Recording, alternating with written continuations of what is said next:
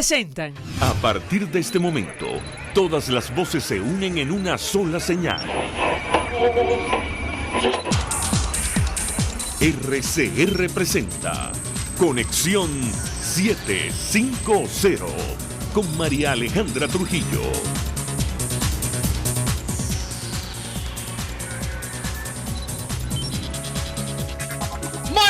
Amigos de Radio Caracas Radio, lo mejor este martes 14 de mayo del año 2019. Todo el equipo que trabaja para ustedes a partir de esta hora los saluda. Variada y abundante información que compartir y analizar, como es costumbre, la tarde de hoy. A esta hora se desarrolla rueda de prensa del presidente encargado, del presidente de la Asamblea Nacional, Juan Guaidó, desde la sede del Partido Voluntad Popular, en compañía de todos los diputados que están en Caracas. Ha dicho cosas como que el día de hoy la dictadura, viéndose sola, sin apoyo internacional, ocupó militarmente el Palacio Federal Legislativo. Es el camino que decidió el régimen. Están tratando de cerrar por la vía de los hechos del Parlamento Nacional, en vez de aceptar su derrota. ¿Qué hicieron?, se preguntó el diputado y presidente interino. Desconocer al Parlamento Nacional.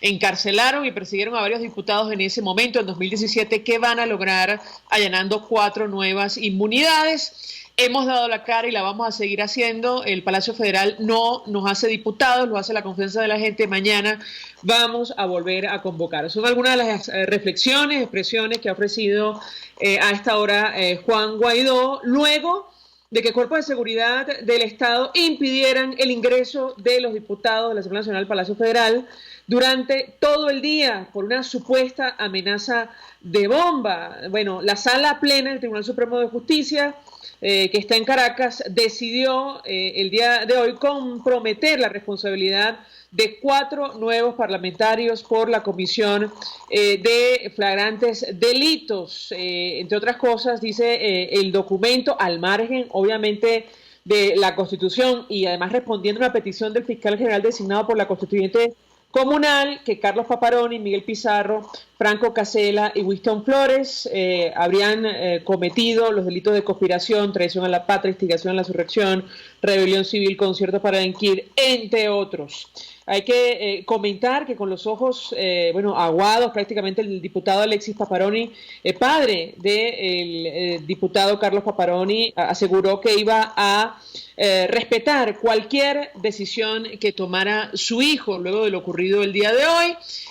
Hay que decir que el parlamentario tomó la palabra más temprano y, entre otras cosas, dijo: no estamos dispuestos a abandonar la lucha que nosotros nos planteamos. Hoy tenemos un compromiso con el pueblo venezolano y eso no pueden quitárnoslo. Hay que decir que a esta hora sesiona en el Palacio Federal Legislativo la Constituyente Comunal con la intención de supuestamente allanar más inmunidades parlamentarias, otra vez violando flagrantemente, eso sí es violar flagrantemente nuestra Carta Magna. La única institución con la atribución para ello es la Asamblea Nacional, hoy día electa por 14 millones de venezolanos, a la cual le han impedido el acceso a su lugar de trabajo. En el ámbito internacional, comentar que es curioso que hoy el canciller de Rusia, Sergei Lavrov, asegurara justo luego de sostener reunión con el secretario de Estado Mike Pompeo, que Nicolás Maduro tenía disposición a dialogar. La pregunta que nos hacemos es: ¿con quién? ¿En qué términos? ¿Con todos los diputados presos? Y esto lo decimos evidentemente con ironía. Pompeo dijo que la posición del gobierno norteamericano es absolutamente clara. Muchas naciones han acordado que es momento que Maduro se vaya. Rusia debe dejar de apoyarlo, sentenció. Varios datos que vamos a discutir, a debatir durante la tarde de hoy. Amnistía Internacional pide a la Corte Penal Internacional investigar delitos de lesa humanidad en Venezuela. En medio de largas colas, producto de la escasez de gasolina, trasciende que el SEBIN habría tomado por la fuerza un buque petrolero y para obligarlo a llevar combustible a Cuba, una denuncia que publica el portal Infobae. Y bueno, a propósito de el tema de la cooperación militar, los embajadores designados ante Estados Unidos, el Grupo de Lima por el Parlamento Nacional, sostuvieron reunión con el subsecretario de Defensa del gobierno norteamericano. Esto es Conexión 750, comenzamos.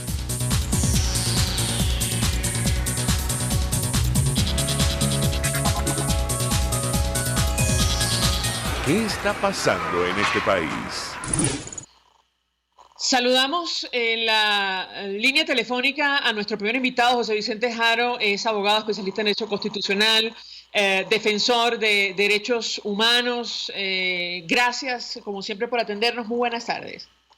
Hola, ¿qué tal? Buenas tardes, María Alejandra. Saludos a ti, saludos a la audiencia.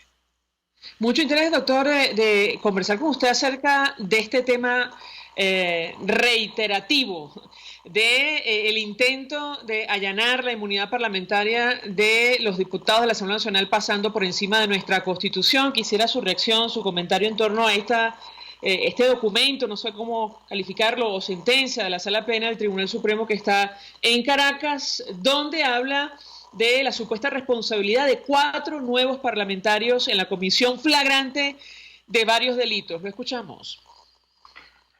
Bueno, se trata nuevamente de un grave quebrantamiento del orden constitucional venezolano. Se trata de una nueva arremetida contra el Parlamento, la Asamblea Nacional, el único órgano legítimo electo por el pueblo, reconocido por la mayoría de los ciudadanos venezolanos y la mayoría de la comunidad internacional que tiene una vocería importante.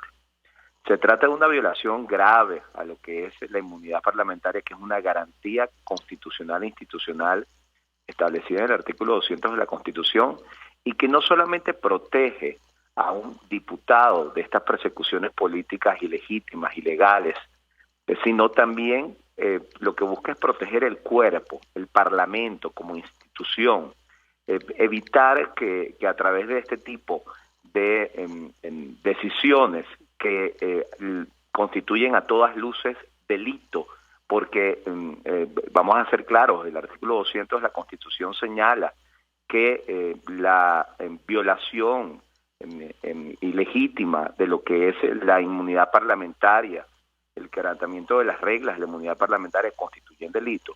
Pues se trata de una situación que está pretendiendo desarticular, de descomponer, desdibujar lo que es la composición política del Parlamento, la de sus integrantes, y en definitiva también es sin duda una forma perversa de quitarle a los electores, a los ciudadanos, sus representantes, lo que afecta también los derechos a elegir, los derechos que tienen los venezolanos según los artículos 62 y 63, derechos humanos, a elegir, a tener sus representantes electos por ellos en las urnas, allí en el Parlamento, representando los intereses de los ciudadanos. Se trata en definitiva de un golpe de Estado, de un golpe constitucional grave contra la institucionalidad en Venezuela. Eso sí es, hay que decirlo responsablemente, debo decirlo así, eso sí es un golpe de Estado. Quebrantar de esa manera, violar de esa manera las garantías constitucionales de los diputados, de la Asamblea, de los ciudadanos que eligieron a esos diputados, eso sí es un golpe de Estado. No aquellos hechos que se le tratan de atribuir a los diputados tergiversando una argumentación en un documento que, repito, no puede ser calificado de otra manera, sino como un delito de conformidad con el artículo 200 de la Constitución. Si me permite, doctor, tenemos un extracto de la rueda de prensa que ofrece Juan Guaidó durante sus primeras palabras. Él reaccionaba en los siguientes términos en torno a esta decisión, este documento emitido por la Sala Plena del Tribunal Supremo de Justicia y la toma militar del Palacio Federal Legislativo. Vamos a escucharlo, yo quisiera su comentario.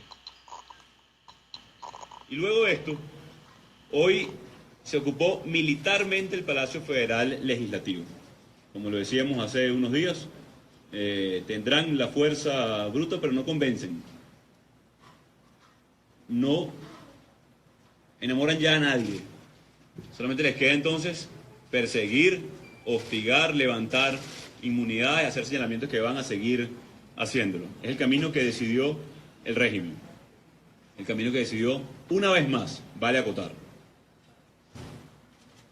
Hoy, y la denuncia es ante el mundo, significar que están tratando de cerrar por la vía de los hechos el Parlamento Nacional, única instancia legítima reconocida por el mundo. Porque incluso países como Grecia, Italia, que si bien hoy piden por una salida a la crisis, reconocen solamente al Parlamento Nacional, solamente como institución legítima en Venezuela.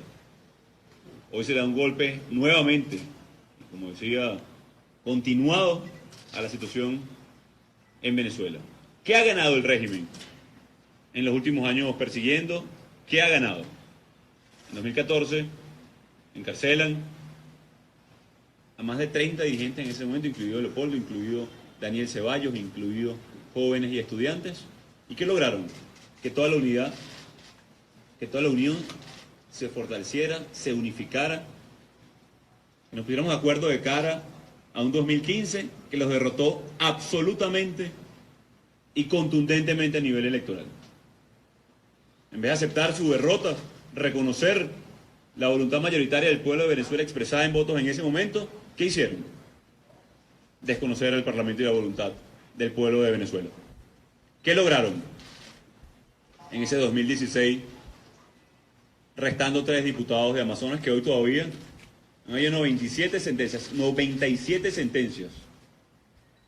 de la Oficina de Abogados del PSUV ahí en Navarral, y no resolvieron nunca el problema con los diputados de Amazonas. No hubo nunca sentencia, no hubo investigación, por lo cual declararon en desacato de manera irregular el Parlamento. ¿Qué lograron? Les voy a decir qué lograron. No tuvieron un nuevo préstamo a nivel internacional, no pudieron firmar más nunca un convenio de interés binacional ni multilateral, porque no tenían el aval de la única institución legítima y reconocida por el mundo. Entonces no fue los bloqueos que ellos alegan o las sanciones de hace apenas 2 meses. Porque ellos se negaron a la política, se negaron al pueblo de Venezuela a soluciones y nos trajeron a esta tragedia cotidiana en el día de hoy. Una tragedia cotidiana, lo que vive el venezolano, porque la normalidad se convirtió en tragedia en Venezuela. Parte de las declaraciones del presidente encargado, presidente de la Asamblea Nacional, Juan Guaidó, quien acaba de terminar a esta hora la rueda de prensa que ofrecía desde hace algunos minutos. Doctor José Vicente Haro, quisiera su comentario. Efectivamente, hace un recuento en esta declaración que compartimos con los oyentes sobre este intento de desmontar el Parlamento, prácticamente yo le diría desde el año 2015, cuando fue electo por 14 millones de venezolanos. Lo escuchamos. Sí, en efecto, como bien dice el presidente encargado Juan Guaidó, desde en diciembre de 2015, desde el año 2016, ha habido la intención clara de dar una especie de fujimorazo a la venezolana, haciendo pues referencia o comparación, me permito hacerla, con lo que hizo Alberto Fujimori como dictador en el Perú en 1992, cuando por la fuerza cerró el Parlamento.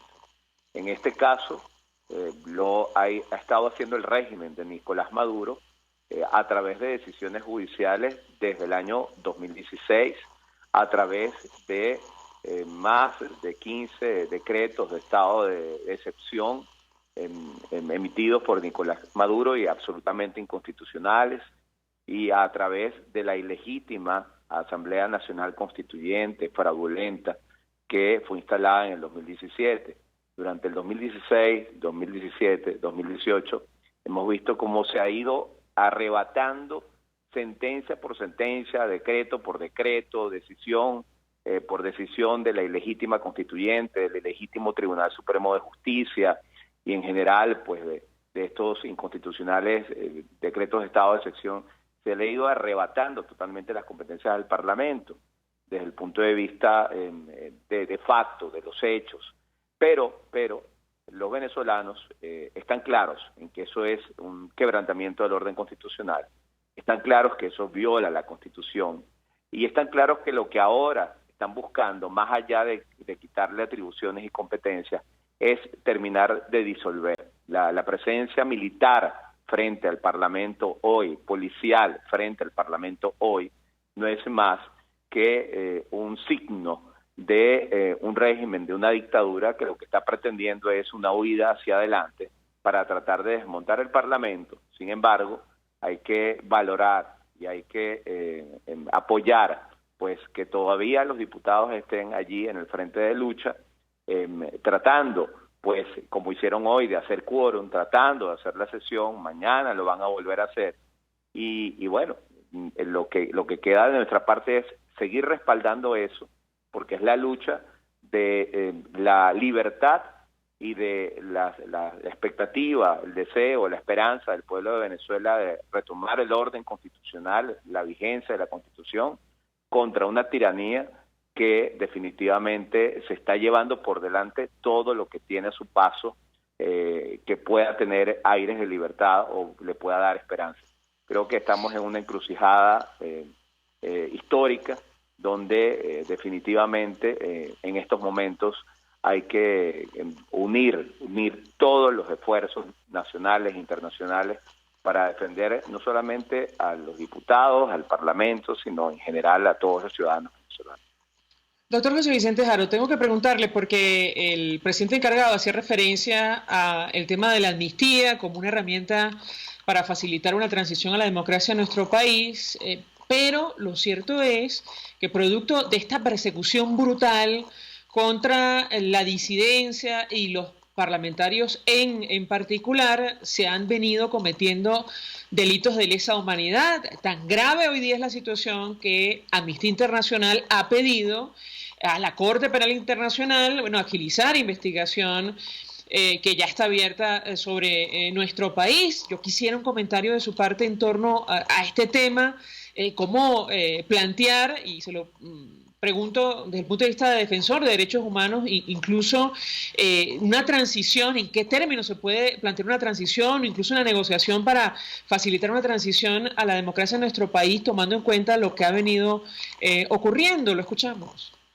Sí, bueno, es claro que en Venezuela se han cometido durante los últimos años crímenes graves contra los derechos humanos, crímenes de lesa humanidad, sancionados, censurados, proscritos por el artículo 7 del Estatuto de Roma que creó la Corte Penal Internacional. En estos momentos hay un expediente bastante grueso con denuncias de diversos órganos o organizaciones no gubernamentales, defensores de derechos humanos, de la propia Organización de Estados Americanos, el panel de expertos, y ahora Amnistía Internacional se hace eco de todo esto, pues exigiendo que la fase de investigación se inicie en la Corte Penal Internacional, porque apenas, es duro decirlo, pero apenas después de tanto tiempo estamos en el examen preliminar, ni siquiera hemos pasado a la fase de investigación en el caso Venezuela en la Corte Penal Internacional,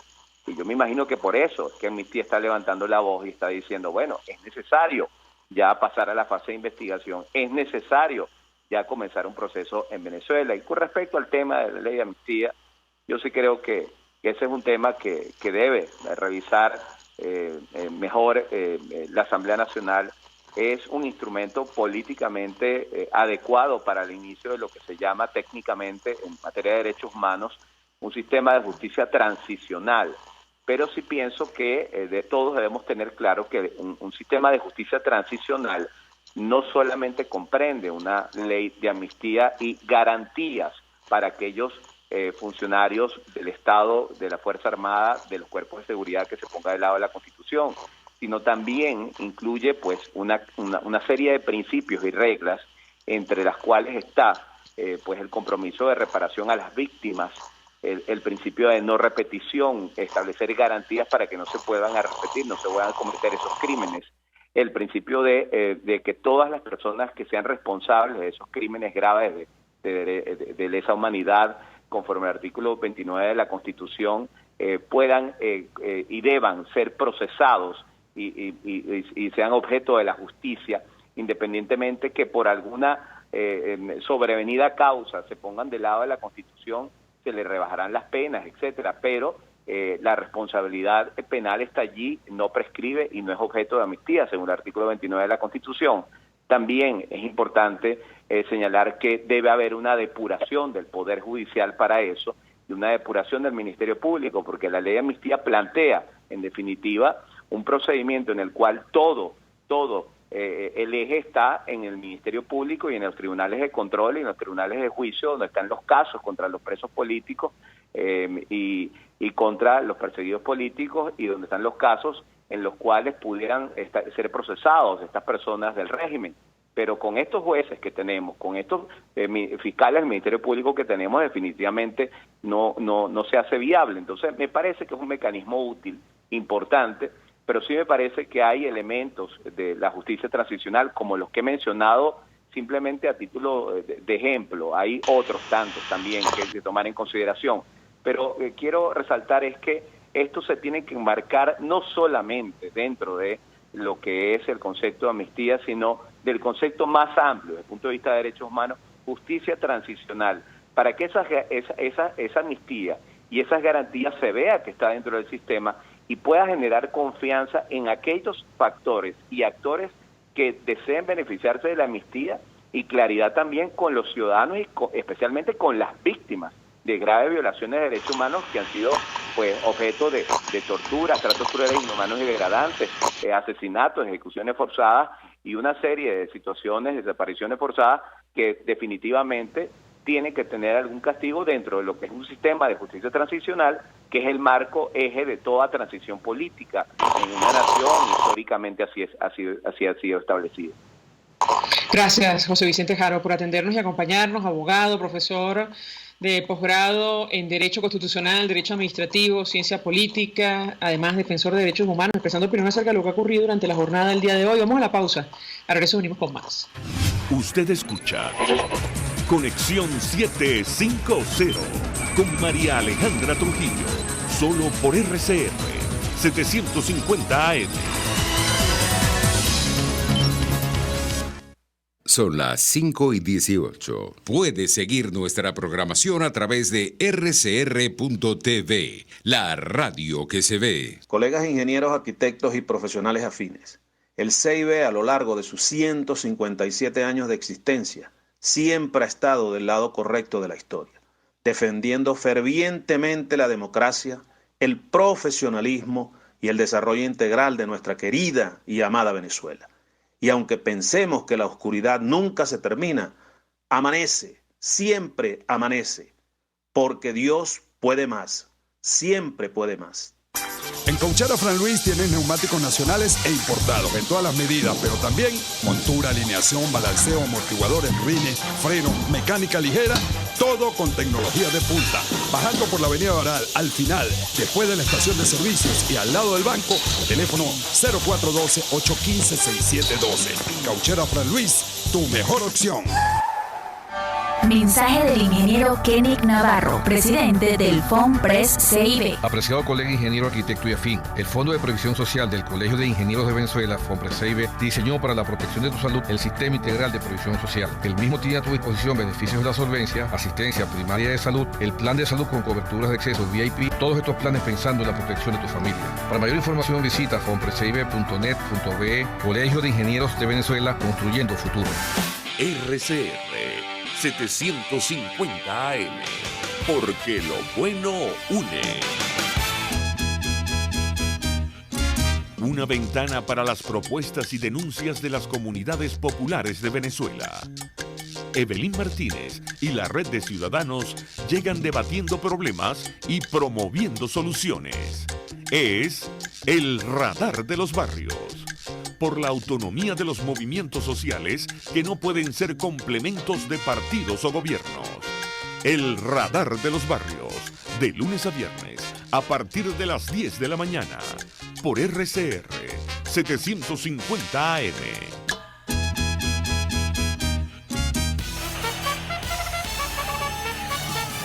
Conéctese a la emoción del hippismo nacional e internacional en Trasnocho Hípico, con la llave ganadora, Jesús Oropesa y Héctor Alonso. Estadísticas, entrevistas, pronósticos. Trasnocho Hípico, todos los miércoles, jueves y viernes a las 11 de la noche. Solo por RCR Deportes, 750 AM. El poder de la comunicación en tus manos. Conexión 750 con María Alejandra Trujillo. solo por RCR 750 AM. Continuamos, amigos, en Conexión 750, y a propósito del telón de fondo de esta crisis, la situación económica, comentábamos con ustedes esta información que publicaba el portal Infobae en torno a, bueno, la supuesta acción de los cuerpos de seguridad del Estado, concretamente el SEBIN, para tomar el control de un buque petrolero y pedirle, obligarlo a llevar combustible a Cuba, en momentos en los cuales hay una importante escasez de combustible en buena parte del territorio nacional. De este tema hemos hablado en otras oportunidades con Omar Lugo, periodista especializado en el área económica, director del Estímulo.com. Como siempre, Omar, gracias por atendernos. Buenas tardes. Buenas tardes, María Alejandra. Gracias a ustedes. Saludos a los oyentes de RCR, siempre dando la batalla por la información. Así es, mucho interés, Omar, de conocer una primera reacción de tu parte en torno a este tema. Lo hemos conversado, no existe ninguna justificación lógica para seguir enviando en promedio 50.000 barriles de crudo a Cuba o narrar situaciones como esta, pero quisiera tu comentario al respecto. Te escuchamos. Bueno, como el viejo dicho de oscuridad en la casa y luz en la calle.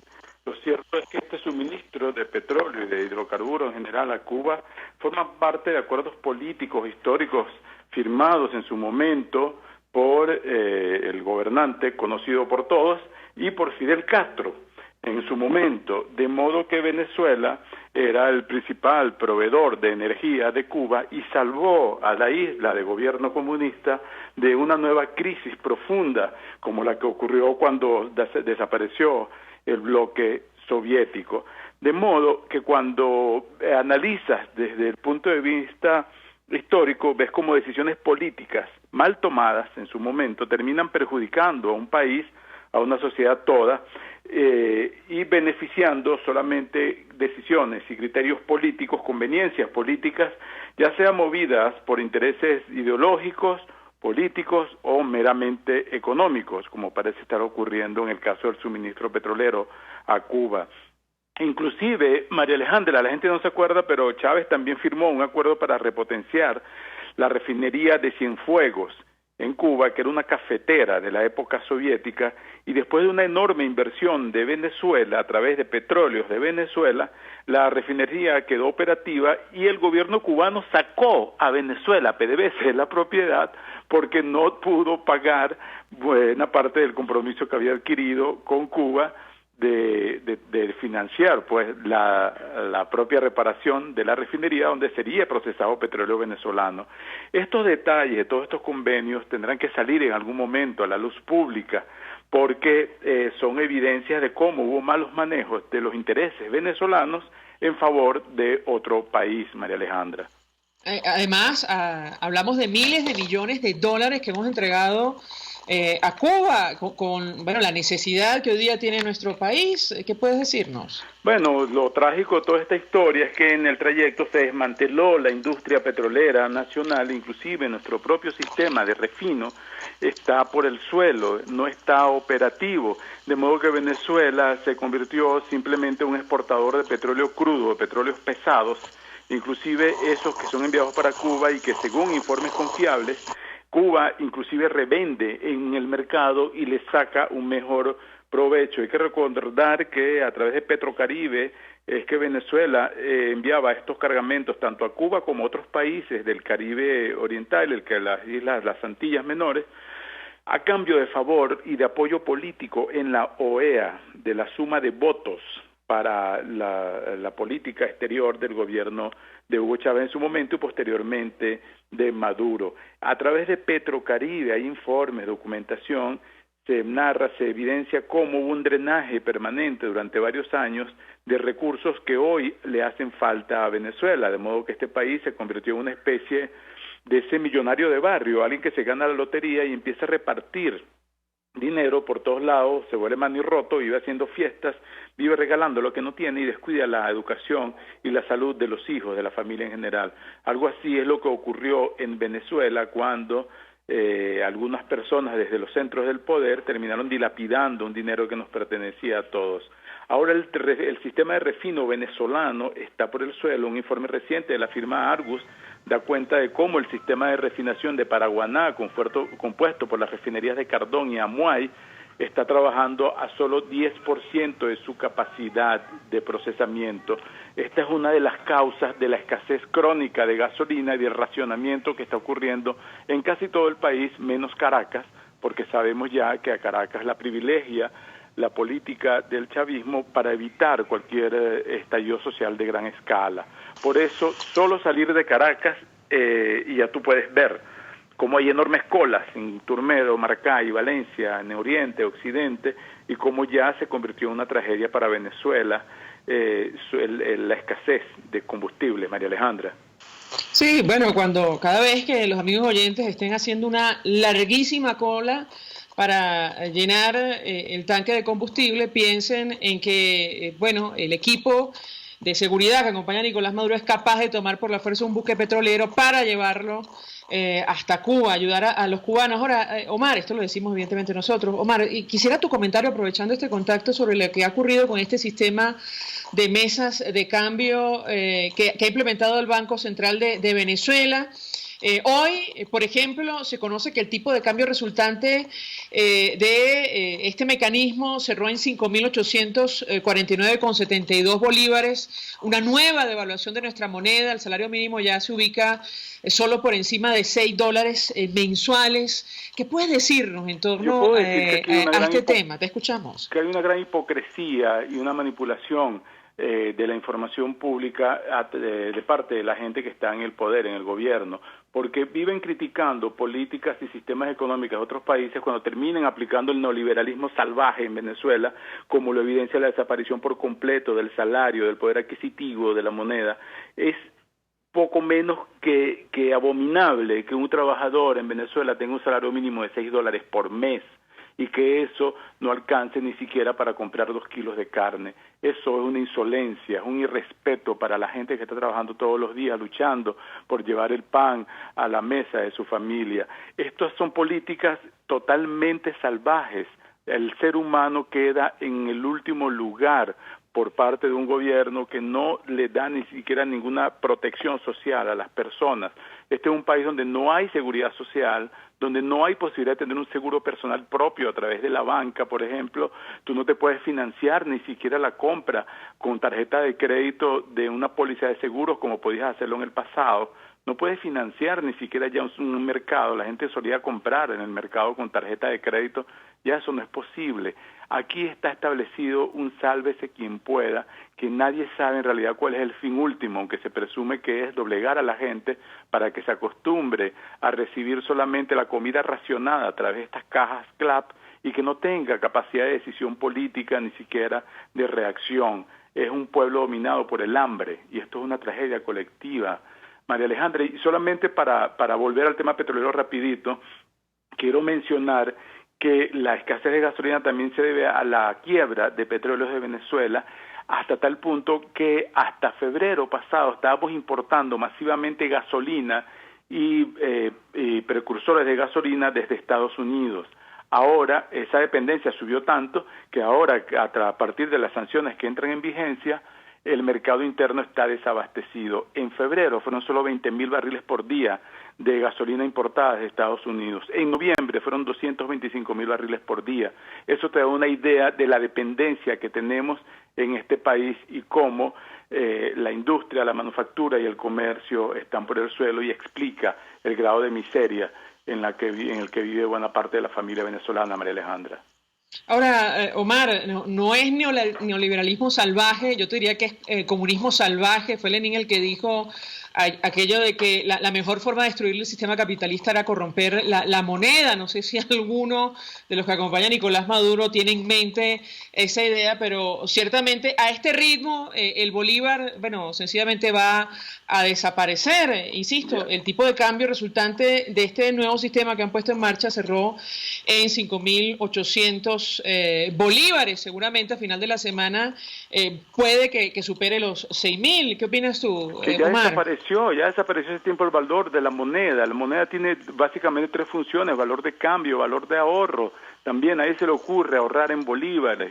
y nadie se le ocurre ya ni siquiera el valor contable, ya nadie lleva contabilidad en bolívares, sino en dólares, y nadie está pensando ya en la moneda local. Es una desaparición, eso te evidencia cómo ya ni siquiera tenemos un signo monetario. Ese tipo de cambio resultante habrá de seguir, y esta tragedia venezolana solamente es aliviada entre algunas personas cuando tienes ayuda de alguien de afuera que te manda alguna remesa, cuando tienes algún ingreso fijo por un trabajito afuera, y cuando se establecen estas corrientes de solidaridad entre los amigos y la familia para ayudar y sustentar a los que están más debilitados, a los mayores, a los niños, a la gente que está necesitando este apoyo, porque no hay ni siquiera fuentes de trabajo, y si las consigues no son remuneradas, porque técnicamente una persona que gana un salario mínimo no le alcanza ni para pagar el pasaje. Entonces tienes que tener 2 y 3 trabajos, tienes que agotar la existencia haciendo colas para conseguir algo por allí. Esto no es una forma de vida que se merezca este país, que tiene las reservas de petróleo más grandes del mundo, sin contar con otros recursos que tiene, que ya nos lo hemos aprendido en la escuela desde pequeño, María Alejandra. Esto es una tragedia equivalente a una guerra, un terremoto, pero causada por personas. Sí, por decisión del hombre. Omar, gracias por atendernos, acompañarnos, periodista especializado en el área económica, director del portal elestimulo.com, expresando opinión acerca del telón de fondo de esta crisis y la situación económica que pasa por este tema del envío de petróleo a Cuba, cuando Venezuela pasa por tanta necesidad, y este nuevo sistema de mesas de cambio, con el cual, hoy el dólar cerró por encima de 5.000 bolívares. Hacemos una pausa, regreso, venimos con más. Estás en sintonía de Conexión 750, solo por RCR 750 AM. Sintonícenos a través de Periscope, @RCR750, la radio que se ve. Mensaje del ingeniero Ramón López, vicepresidente del Colegio de Ingenieros de Venezuela. Apreciado colega ingeniero, arquitecto y profesional afín, el sistema de salud venezolano no presta la atención requerida y la altísima inflación encarece notoriamente este servicio. Es por ello que el Fondo de Previsión Social del CIP te ofrece un servicio de salud seguro, confiable y accesible, con amplia cobertura. Para mayor información visita el portal www.cib.net.be, Colegio de Ingenieros de Venezuela, construyendo futuro. Las lesiones articulares o musculares son más frecuentes de lo que piensas. La Unidad de Cirugía Articular y Medicina Deportiva, Haroldo Macareño y Guillermo Rangel, cuenta con el mejor equipo de traumatólogos reconocidos por la Sociedad Norteamericana de Artroscopia. Ubícalos en la Policlínica Metropolitana o al 0414-305-8176. Superar tu lesión es nuestro compromiso. Mensaje del ingeniero José Peraza, tesorero del FOMPRES CIB. Estimado colega ingeniero, arquitecto y profesional afín, el Colegio de Ingenieros de Venezuela y el Fondo de Previsión Social, preocupado por la salud de tu familia, ha diseñado un sistema de salud integral que coloca a tu disposición y que contiene asistencia primaria de salud, ambulancia, hospitalización, cirugía, oftalmología, dermatología, fisioterapia, psicología, odontología, farmacia y funerario. Para mayor información, visítanos a nuestros portales cib.net.be, fomprecib.net.be, Colegio de Ingenieros de Venezuela, construyendo futuro. RCR 750 AM, porque lo bueno une. Este programa es presentado por Puig es María. María es de Puig. La Academia de Ciencias Físicas, Matemáticas y Naturales presenta El progreso tiene su ciencia. Hoy presentamos el doctor Fernando Servigón y sus peces. Fernando Servigón nace en Valencia, España, en 1930 y obtiene su maestría en la Universidad de Barcelona en 1959. Al año siguiente, llega a Venezuela, donde es recibido por la Fundación La Salle de Ciencias Naturales en Punta de Piedras de la isla de Margarita. Retorna a España para culminar su doctorado de la Universidad de Barcelona con un trabajo de grado titulado Los peces marinos de Venezuela, que posteriormente se convertiría en el más completo compendio de especies de peces marinos del Caribe. El doctor Servigón fue director científico de la Estación de Investigaciones Marinas de Margarita, de la Fundación La Salle. profesor investigador de la Universidad de Oriente, donde ocupó el cargo de director de Instituto Oceanográfico en Cumaná y del Centro de Investigaciones Científicas del Núcleo de Nueva Esparta. En 1994 funda el Museo del Mar, dándole a los pobladores de su isla la oportunidad de enriquecer el acervo cultural margariteño. El doctor Servigón sostenía que cada pueblo tenía su propia cultura, gracias en parte al influjo del medio ambiente a la genética y a la tradición transmitida a través de la familia. El doctor Servigón publicó 16 libros y más de 50 artículos científicos, pero su obra también traspasó los muros científicos incursionando en la literatura popular de las islas de Margarita y Cubagua. El doctor Servigón fue individuo de número de la Academia de Ciencias Físicas, Matemáticas y Naturales hasta su fallecimiento el 18 de mayo de 2017. El progreso tiene su ciencia. La Academia de Ciencias Físicas, Matemáticas y Naturales presentó El progreso tiene su ciencia. Cuando cierras los ojos y viajas en el tiempo. Cuando el sabor te transporta a otro lugar. Cuando el olor te hace recordar momentos únicos. Esa es María Puig, una galleta que es un pedacito de tu historia. María Puig, una galleta que endulza tu vida. María Puig, una galleta que te ha acompañado por más de 100 años. Puig es María. María es de Puig. Este programa fue presentado por Puig es María. María es de Puig. RCR 750 AM. Porque lo bueno une. María Alejandra Trujillo te acompaña en Conexión 750. Solo por RCR 750 AM. Claro y raspado. Continuamos, amigos, en Conexión 750 y a propósito del impacto que ha tenido este sistema que está en marcha en nuestro país, nuevo sistema de mesas de cambio que está bajo la responsabilidad del sector privado, de la banca privada. Saludamos en la línea telefónica a María Carolina Uzcategui, presidenta de Consecomercio. Como siempre, gracias por atendernos. Buenas tardes. Muy buenas tardes, María Alejandra. Un placer estar de nuevo con ustedes. Un gusto conversar con nuestra invitada. Le pediré una primera reacción en torno al impacto y el alcance que esto ha tenido y si al final ha resuelto los problemas desde el punto de vista económico de acceso a divisas que tiene nuestro país. La escuchamos.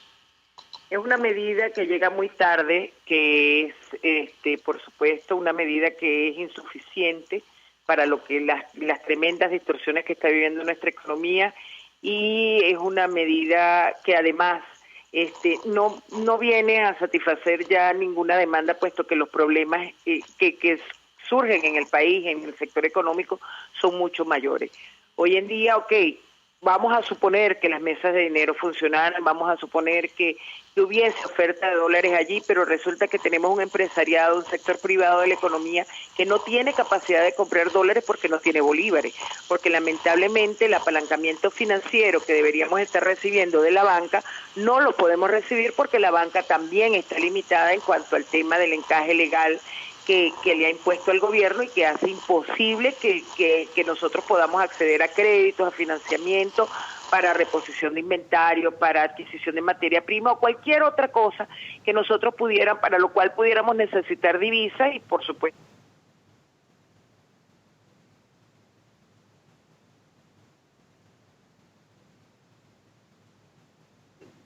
no cuenta con divisas suficientes para poder ofertar a través de este mecanismo. Sí, estamos conversando con María Carolina Uzcategui y les comento, chicos, que no, por alguna razón, perdí el retorno. Vamos a tratar de escucharla por otra vía que no son mis audífonos. Pero en todo caso, preguntarle acerca del acceso al sistema, si nuestra invitada o el sector que representa los agremiados han tenido acceso a divisas con facilidad o no, que puede compartir con nosotros. La escuchamos. El problema es que no hay divisas que ofertar a través de este mecanismo. La misma regulación que ayer se estableció para la banca define que solamente se puede ofertar el 30% de lo que la banca tenía como depósitos hasta el 30 de abril de este año, como depósitos en divisa, como depósitos en moneda extranjera, lo cual es insuficiente para las demandas que pudieran haber.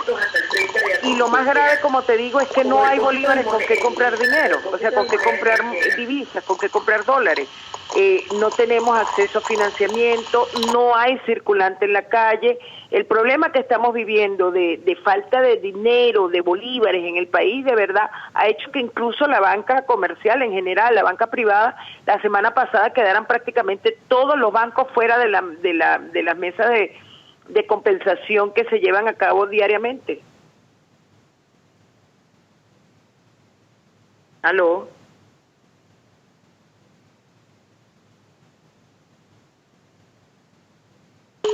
Le pregunto a María Carolina Uzcategui, leíamos una entrevista en la cual ella advertía sobre el impacto que ha tenido esta crisis económica para el sector que representa el número de establecimientos comerciales que lamentablemente han tenido que cerrar sus puertas. ¿Qué puede comentarnos?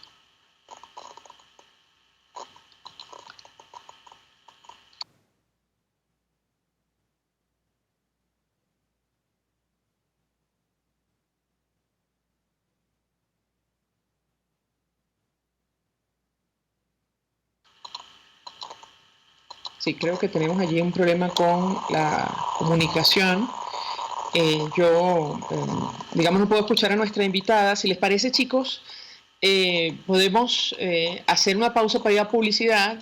Nos organizamos y cerramos el siguiente corte con María Carolina Uzcategui, presidenta de Consecomercio, hablando acerca del telón de fondo de esta crisis, la situación económica y este nuevo sistema de mesas de cambio que ha puesto en marcha el Ejecutivo Nacional, esto bajo la responsabilidad de la banca privada.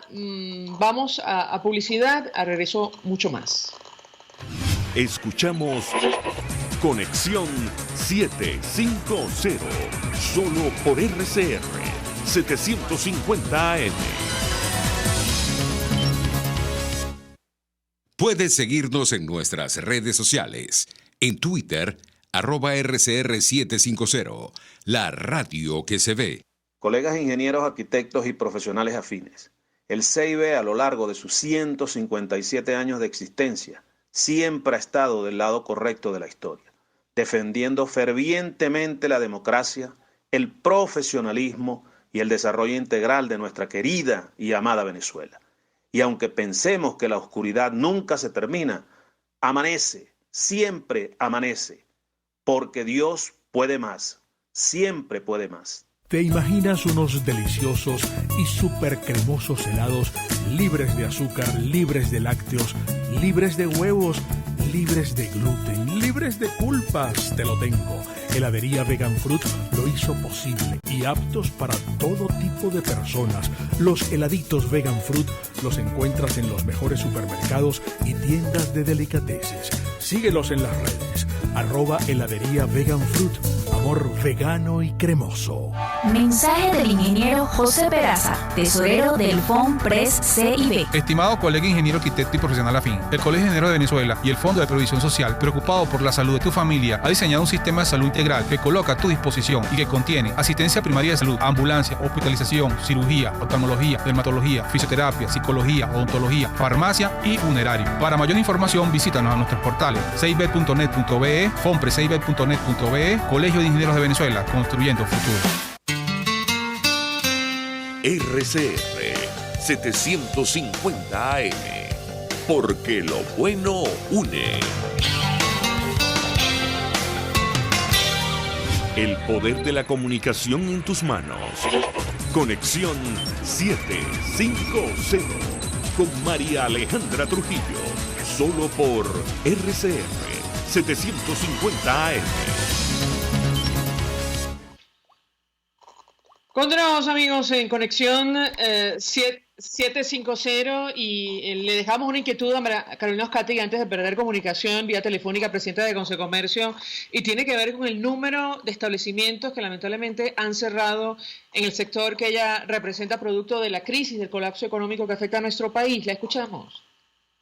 Bueno, mira, como te decía, con respecto al tema que estábamos tratando, que era el tema de las mesas de dinero, pues esto no viene a compensar o no viene a solucionar ninguno de los problemas que tenemos. Los problemas que hoy nos aquejan, nosotros siempre habíamos dicho que se requería como solución desmontar el control de cambio y desmontar el control de precios. Hoy en día ya no existe control de precios, la realidad de la hiperinflación que vive el país le ha dado en la cara a las mismas personas que definen las políticas económicas y se han dado cuenta que es imposible establecer un control de precios en estas condiciones. Hoy en día prácticamente no existe control de cambio, aunque esto que ocurrió no es completamente un desmontaje del control de cambio, es parcial, pero pudiera haber sido suficiente en otro momento del país. En este momento eso ya no es suficiente. El cambio que hay que dar es mucho más profundo, hay que hacer un cambio radical en el manejo de las políticas económicas y sobre todo hay que generar algo que dudo mucho que quienes hoy están en control del Banco Central y de las demás entidades que manejan la economía del país tengan la capacidad de ofrecernos, y eso se llama confianza.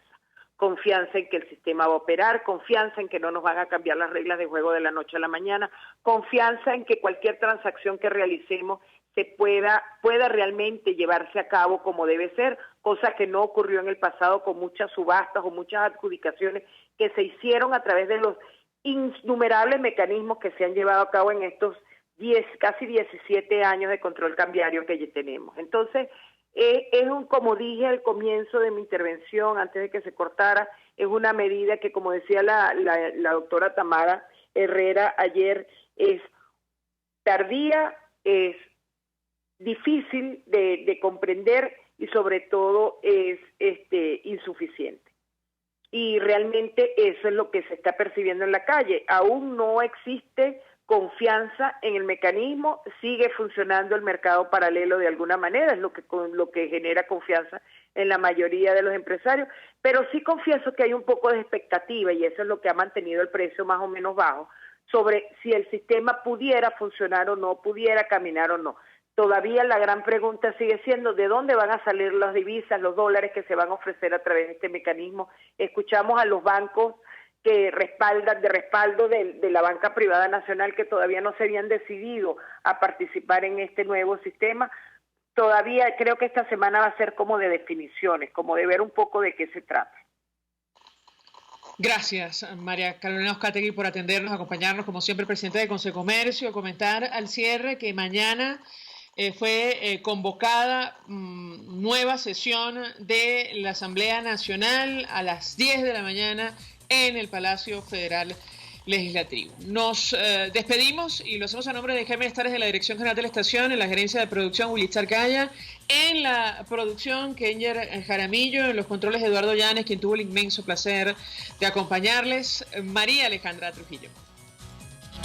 El Colegio de Ingenieros de Venezuela y el Fondo de Previsión Social del Colegio de Ingenieros de Venezuela presentaron.